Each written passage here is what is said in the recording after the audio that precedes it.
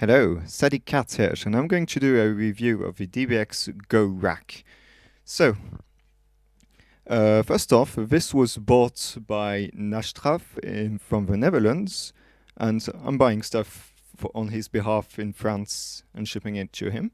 This costs us second-hand, it was 60 euros, and what it is, it's a sort of processing box. So it does a few things, and it's a bit of a Swiss Army knife for maybe a solo performer or anything really in your setup. So it's got a anti-mic feedback, so it doesn't, so that you don't have a feedback. You've got a compressor for instruments or the microphone. So this, you've got a compressor, so it boosts up if I'm talking a little low, and if I'm talking louder, it should stay about the same. Whereas now, if I'm talking normally, you can hear me as usual, and if I talk loud, it gets louder. Whereas here, it's always loud. So then you've got a Subsynth. So what that does, it adds like a sub bass to music or an instrument. And you've got EQ, which I've got set to speech right now. You've got two inputs, combo XLR jack, and you've got two XLR outputs, and you've got one additional jack instrument, line inputs, sorry. And that's about it. Of course you can mute, which I won't do because otherwise you can't hear me. So, I'm going to show off this thing in three scenarios. First off, as a mic, like a before mixer mic unit. So you plug your mic into this and then in your mixer. I'm going to show off with the bass. I'm not terribly good at bass, but it will show off a few things. And lastly, I shall show it with music. And I'll give my conclusions and tell you what I think about this and if it's worth the 60 euros.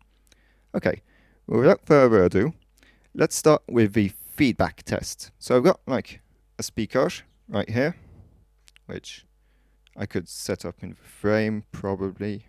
Nah. Can it? Well, believe me. Okay, you can see it down there. Wait, there's this line. Let me give me 1 second. There you go, without the vertical line. So I'm going to put this at the loudest and see the feedback.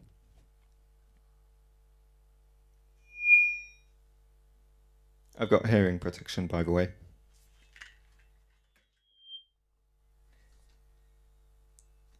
Wait, I shall maybe step it down a little. So, the feedback, I've set it to number 3, so it's the widest. So I shall presume it's the one that encapsulates the largest range of feedback, like the most sensitive, if that would make sense.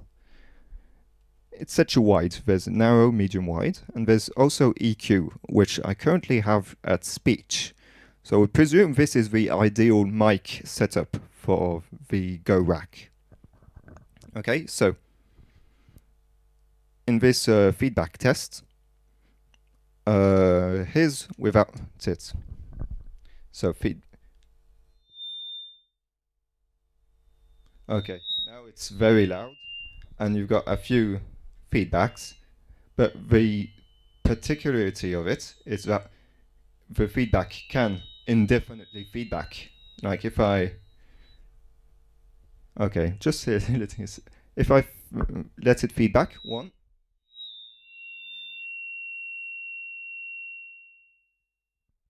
Okay, whereas if I have anti-feedback, and I'll put the, if I have anti-feedback, you'll see it does still feedback. But then it cuts it. It detects the feedback and then it tries to lower it back down. So really, I was expecting a sort of feedback prevention cleanup thing where it goes like, oh, those EQ, those frequencies feedback, I shall lower it down, and just have like a regular mic, which is way less sensitive to feedback, but actually it doesn't do miracles. What it does do, it saves your ears, if there's one. It's like not a prevention thing, but if one happens, it will tame it down. But it will tame down your speech with it. Like, if I'm talking right next to it. Oh, wow.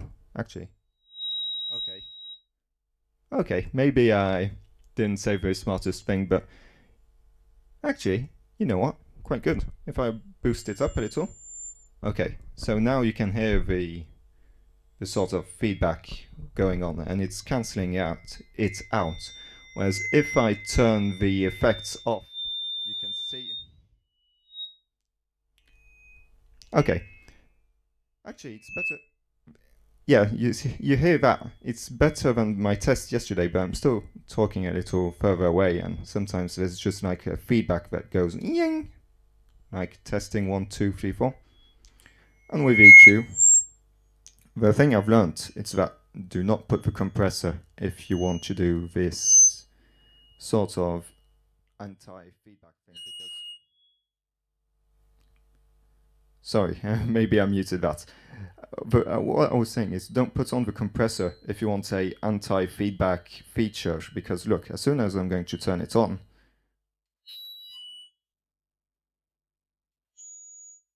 and I hope I lowered that down at the video editing, but you get the idea. Yeah, so that's as an anti-feedback thing. It doesn't do miracles, as I said, but it does a little job. Well, little is maybe underrating it, but yeah, it doesn't do miracles.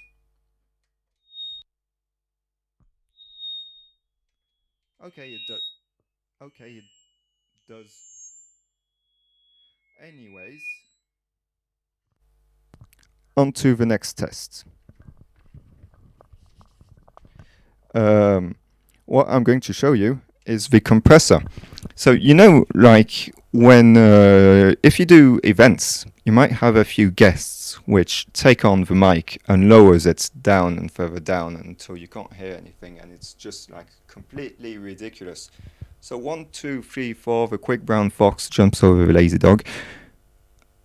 People who are not used to mics have a tendency of having it down there.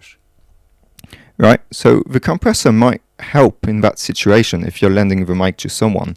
Whereas, okay, so the quick brown fox jumps over the lazy dog, and now you can't hear me at all, can you? Well, you maybe can, but it's way worse. Whereas if I have a compressor down here, it does help a little, doesn't it? Like, it's not perfect, but if it's down here with a compressor compared to without it, it maybe helps in a speech setting. So there's a microphone thing. It's not too shabby.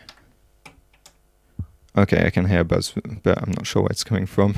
But anyways, so as a microphone thing, not perfect, but quite decent and serves its purpose a bit. Let's go to the bass test, shall we? Well, the instrument test.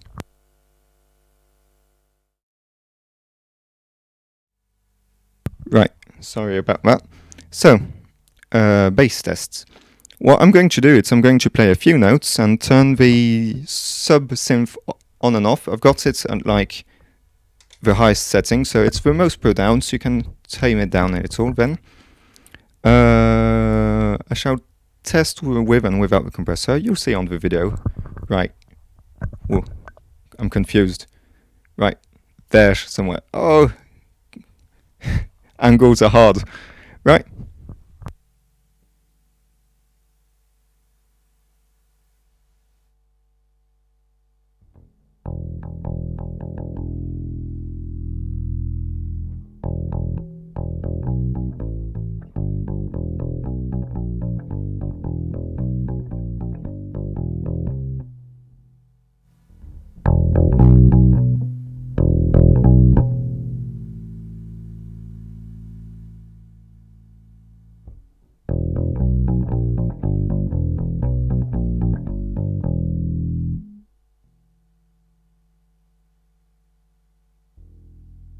what on earth is happening to my screen? It's going all white down there. Anyways, so yeah, so I shall try to play a bit low.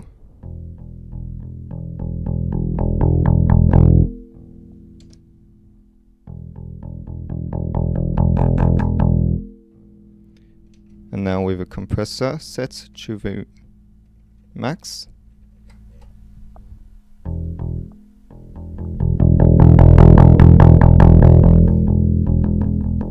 I'm barely tapping it.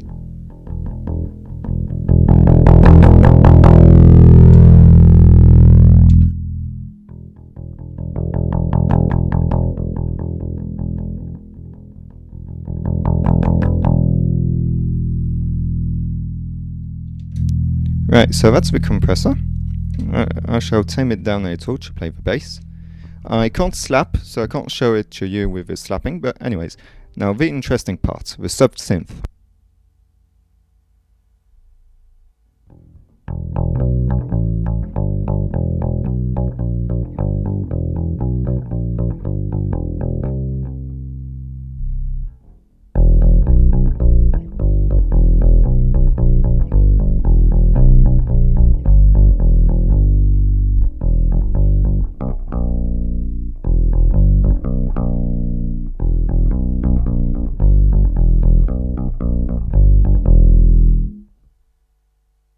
Right, so that's oh wow, with my voice, I've got a deep voice, haven't I? Anyways, so that's the Subsynth. I'll show it in a track later on. And then you've got the EQ. So the moment the EQ is set to speech when it's on, but let's turn it on to something like rock number 8. So EQ set to number 8.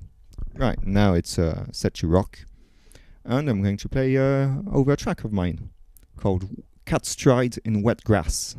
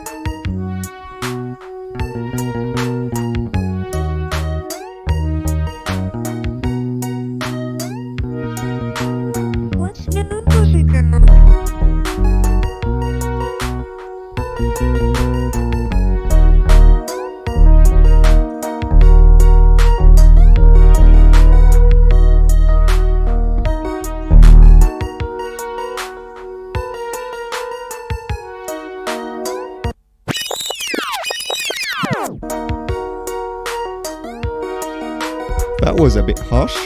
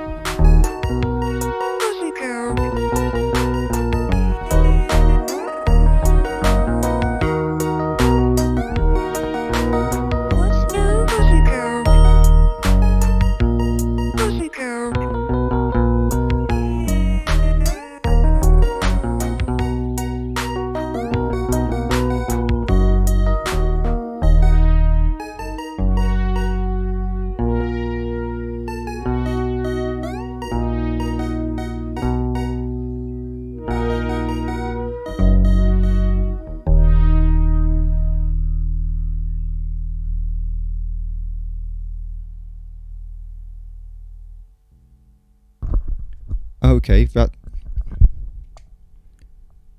was the first time I had the Subsynth go, you know, so drastic. It's really, I need to tune it down. Before, yeah, it was there, even at 100. I don't know why this particular take, it was really like this note right there.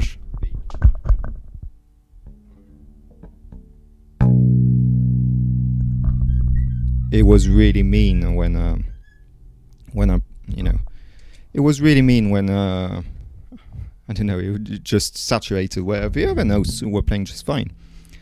Anyways, I hope this gives you an idea to how it sounds with a compressor and all. Let's go to the music test, shall we? So I'm probably going to cycle through a few of them. I'll check them and let's see what the EQ does to a track. Right, I'm back. There aren't the presets, the EQ presets set in the manual. Like the manual it comes with is pretty garbage, but on the back of the device itself, it's pretty well noted what each thing does. The, you know, which there's like 16 EQ presets or 12, 16, and it's well noted which does which. So I'll play through a track and try to switch them and see if you hear good enough difference, which you like.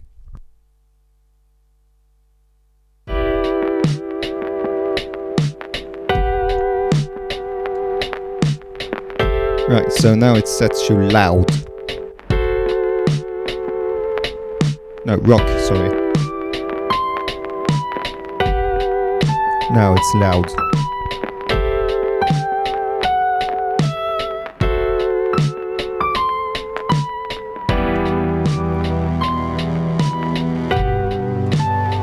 Rock.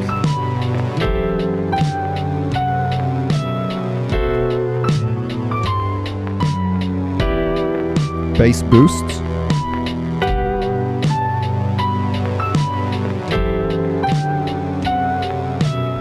More sub.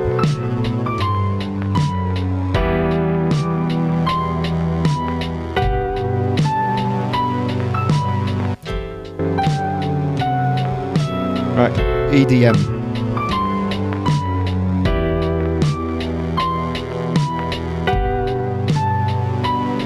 EDM again. Deep.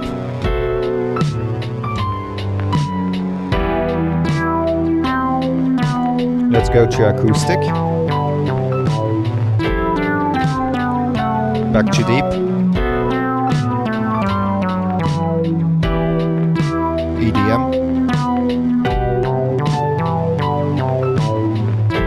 Rock.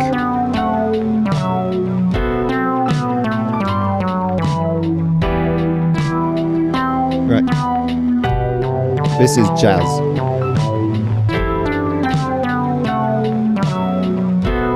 Let's go back to more sub.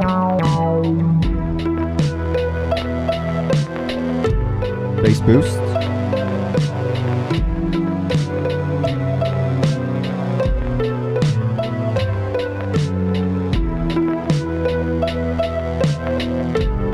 EDM again.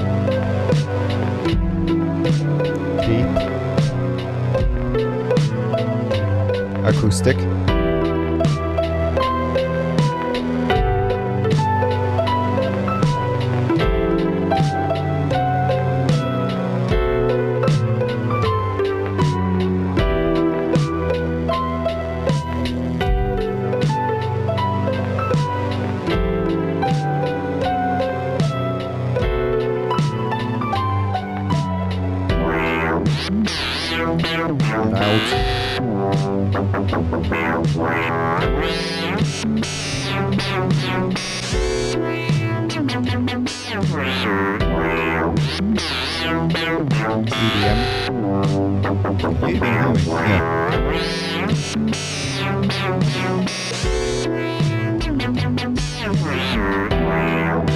More sub.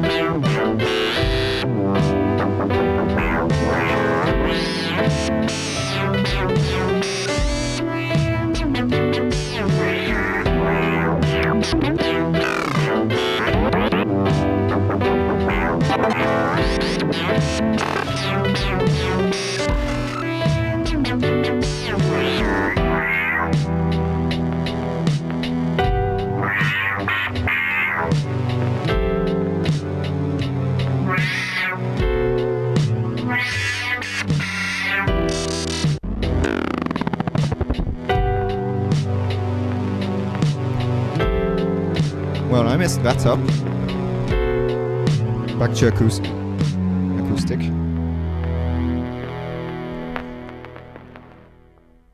So that was the cue in a musical setting.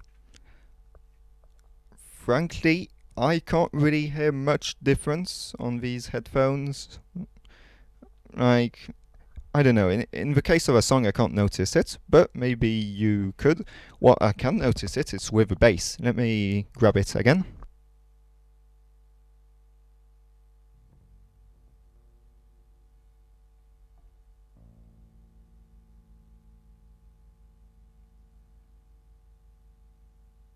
Right, so, do I have... Yeah, the signal is going through. So, check this out. I'm going to put the compressor back on. Okay, so I'll cycle through them.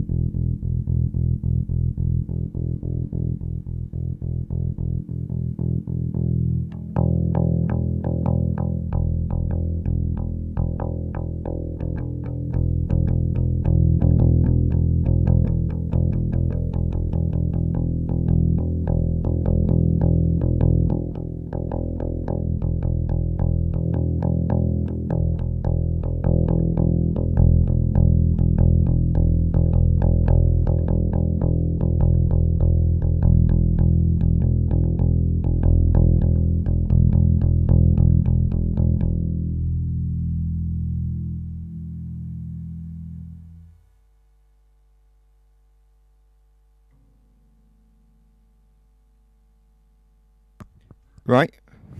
Right.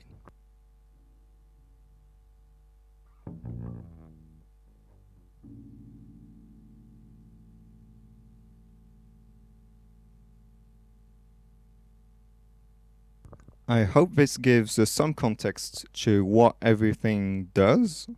Of course, you've got the mute, which fries. There is one thing I didn't talk about. It's that there's like a few modes. So what it does, it's right here. Oh, wait.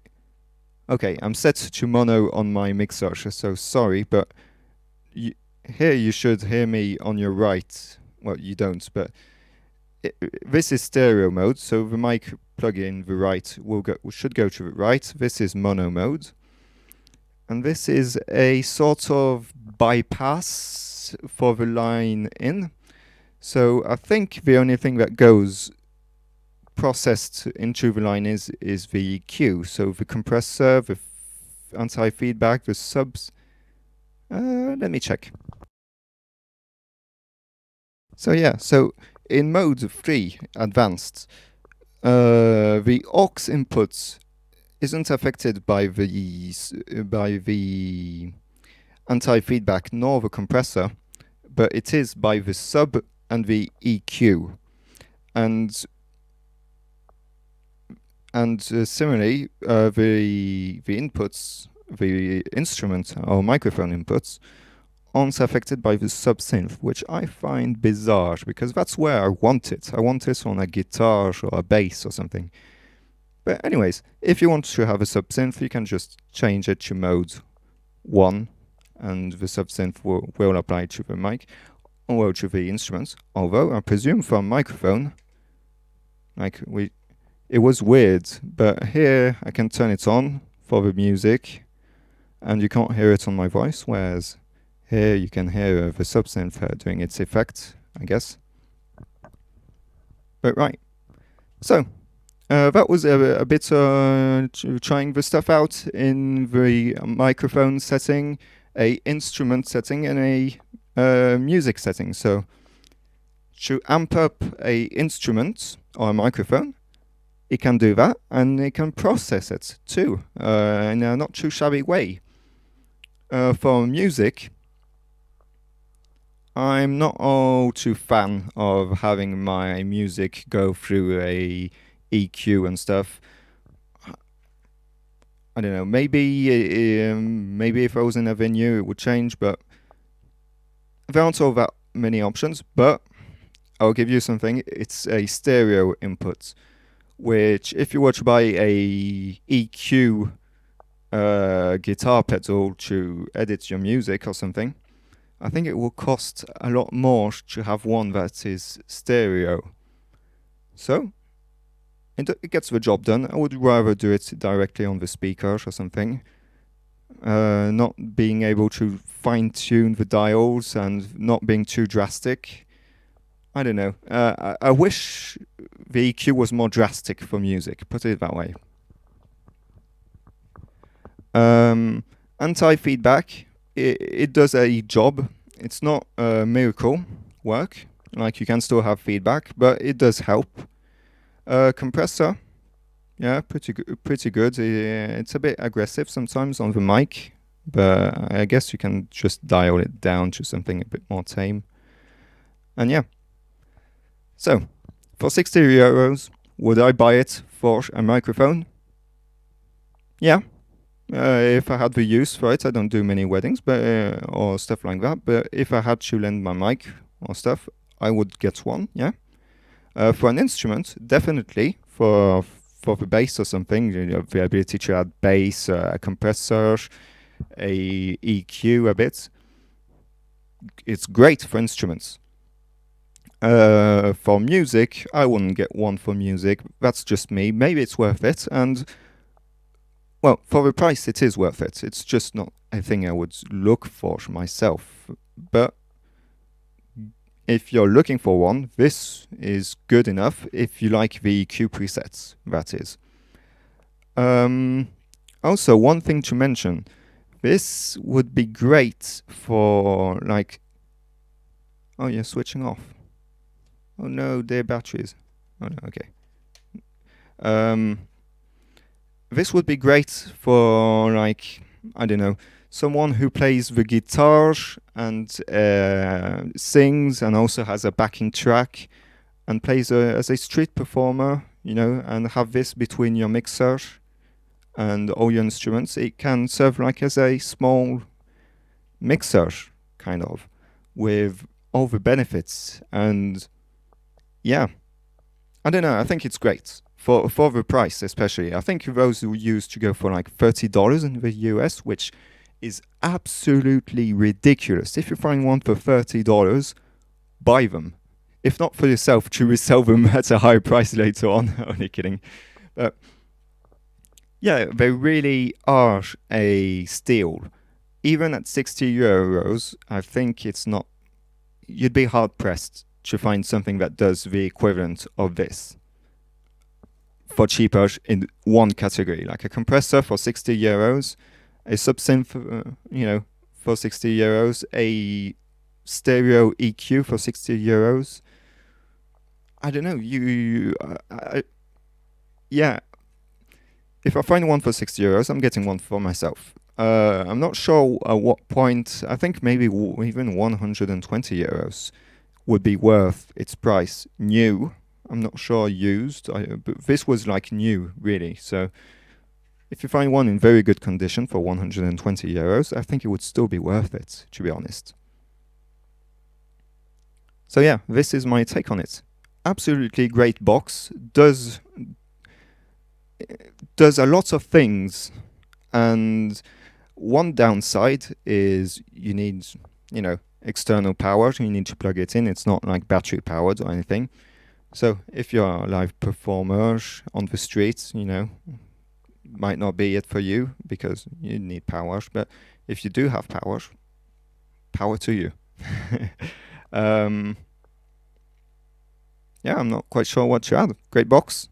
Thanks for watching. I hope this was informative, or at least entertaining. I think I'm stealing someone's quote here. Yeah, aren't I, 3-bit? Yeah. Good box. I approve. Cheers.